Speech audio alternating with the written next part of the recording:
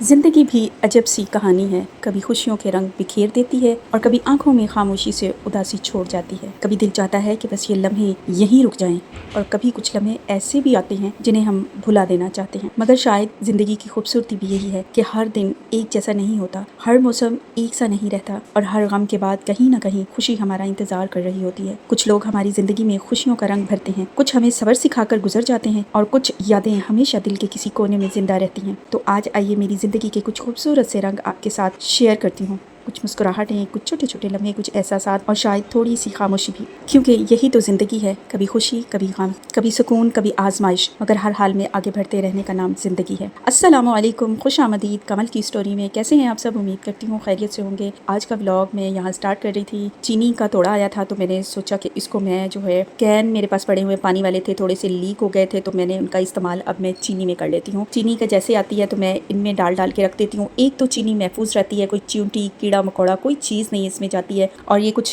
जो है वो बाल्टियाँ पड़ी थी पेंट की, वो भी मैंने वॉश करके साफ करके अच्छे तरीके से इनको धूप लगवा कर अब मैं इनमें जो है वो ये चावल या चीनी या ऐसी खुश्क चीज़ें डालकर रख देती होती हूँ। एक तो ये सेफ रहती हैं और दूसरा जो है वो इन्हीं चीज़ों को रीयूज़ करने की मेरी आदत है। अल्हम्दुलिल्लाह घर में ये कैन पानी वाले थोड़े से लीक हो गए थे, इनमें चीनी डाल के, चावल डाल के, जो भी खुश्क दालें वगैरह होती हैं, तो ये पेंट के मेरे जो कलर घर को रेनोवेट करवाया था, पेंट वगैरह करवाते हैं हर साल, तो जो डब्बे वगैरह बाल्टियाँ वगैरह जो होते हैं उनको मैं फेंकती नहीं हूँ, वॉश करवा के अच्छे तरीके से धूप लगवा के, और इनको जो है वो खुश्क चीज़ें रखने में, जैसे पैकेट वगैरह हो गए, दालों के मसाले हो गए, सरफ, चीनी वगैरह ऐसी चीज़ें इनमें डालकर रखती हूँ। ये बहुत ही कारआमद चीज़ें हैं। अल्हम्दुलिल्लाह मैंने कभी भी बाज़ार से जाकर जो है वो ऐसी चीज़ें नहीं खरीदी हैं। स्पेशली इन्हीं बॉक्सेस का मैं यूज़ कर लेती होती हूँ। अल्हम्दुलिल्लाह अल्लाह रब्बुल इज़्ज़त का शुक्र है, एक्स्ट्रा जो है वो पैसे बचा लेती हूँ। वही जो इधर उधर खर्च होने वाले होते हैं वो उनको बचा के सेव कर लेती हूँ।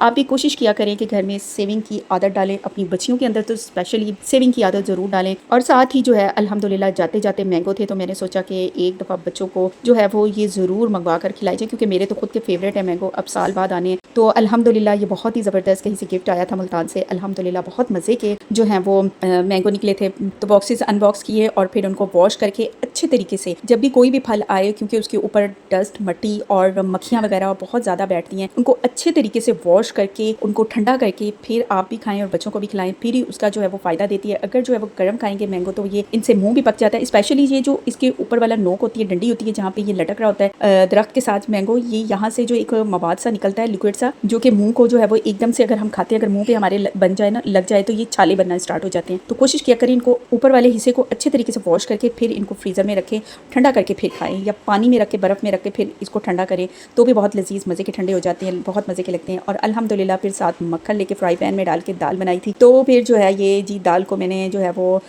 लगाई थी। दाल की रेसिपी मैं आपके साथ शेयर करूंगी नेक्स्ट वीडियो में, क्योंकि मेरे घर पर कुछ गेस्ट आ गए थे तो मैं ये वीडियो नहीं बना सकी थी। दाल वाली बहुत ही मज़े की उम्दा बनती है। तो ये मैंने इसमें हरा धनिया डाला और फिर उसके साथ जो उसको तड़का लगाया मक्खन का, और साथ मैंने लस्सी बनाई दही की। आय हाय हाय, अल्हम्दुलिल्लाह इतना मज़ा आया, इतना अच्छा लगा। अल्हम्दुलिल्लाह अल्लाह रब्बुल इज़्ज़त का शुक्र अदा किया, रोटी बनाई। और जी यहाँ पे ये देखे मैंने मक्खन को कड़कड़ा कर इसमें जो है वो दाल डाली। दाल डालने के बाद इसको थोड़ा सा गर्म किया, ऊपर थोड़ा सा गर्म मसाला स्प्रिंकल किया और मज़े से इंजॉय करके साथ प्याज काटे। प्याज का जो है ना वो सावन भादों में ज़रूर इस्तेमाल करें, ये इतना ज़्यादा फ़ायदेमंद है। कहते हैं कि देसी घी से भी ज़्यादा ये जिस्म के लिए फ़ायदेमंद होता है। कच्चा प्याज, कच्चे प्याज का वैसे भी इस्तेमाल करना चाहिए, और लेमन छिड़क कर तो ज़रूर इसका इस्तेमाल करें, और ख़ुद भी करें, अपने बच्चों को भी करवाएं। और यहाँ पे ये देखें मैंने बर्फ़ डाली लस्सी में, और अल्हम्दुलिल्लाह अल्हम्दुलिल्लाह इतनी मज़े की टेस्टी लस्सी बनी थी। वैसे तो बुज़ुर्ग हज़रात यही कहते हैं कि सावन भादों में जो है वो लस्सी का इस्तेमाल नहीं करना चाहिए, क्योंकि ये जॉइंट्स के लिए जो है वो अच्छी नहीं होती है, कच्चा सा कर देती है उनको, और बाद में जोड़ों में दर्द स्टार्ट हो जाती है। लेकिन दही की लस्सी जो है वाहिद ऐसी लस्सी होती है जो मुझे बहुत पसंद है। अल्हम्दुलिल्लाह मेरी पूरी फैमिली को बहुत पसंद है। हम छोड़ ही नहीं पाते हैं, दोपहर के खाने में तो लस्सी होना बहुत ज़रूरी है, जैसे इसके बगैर खाना ही नहीं मज़ा करता है।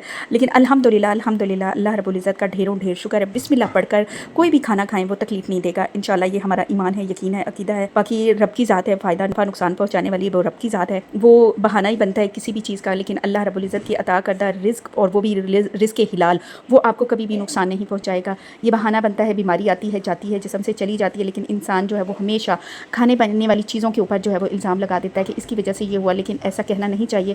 वो रब की ज़ात ही शिफा देने वाली है, वो रब की ज़ात ही जो है वो बीमारी अता करने वाली है। बाकी अपना अपना ईमान होता है। अल्हम्दुलिल्लाह अल्लाह اللہ رب العزت کا ڈھیروں ڈھیر شکر ادا کیا. تھی تو یہ دال ہی لیکن بہت مزے کی تھی, اس میں بہت زیادہ پیار تھا. میری فیملی کے ساتھ اکٹھے بیٹھ کر چارپائی پہ بیٹھ کر کھایا, بہت مزہ آیا. الحمدللہ بہت زیادہ 5 اسٹار جو ہیں وہ کھانے نہیں تھے الحمدللہ, لیکن اس میں اتنی لذت تھی, اتنا پیار تھا, خلوص تھا, چاہت تھی. میری اپنی فیملی میرے ساتھ تھی, شاید اس لیے بہت مزہ آیا, لطف آیا. اللہ پاک کا ڈھیروں ڈھیر شکر ادا کیا کہ اس رب کی ذات نے ہمیں رزق حلال عطا کیا. اسی طرح سے سب کو رزق حلال عطا کرتا رہے, آمین ثم آمین. ملتے ہیں نیکسٹ ویڈیو میں. امید کرتی ہوں آپ کو میرا ولاگ اچھا لگا ہوگا. اچھا لگے تو لائک شیئر اور میرے چینل کو ضرور سبسکرائب کیجیے گا. ملتے ہیں نیکسٹ جو ہے ولاگ میں, تب تک اپنا بہت زیادہ خیال رکھیے گا. اللہ حافظ.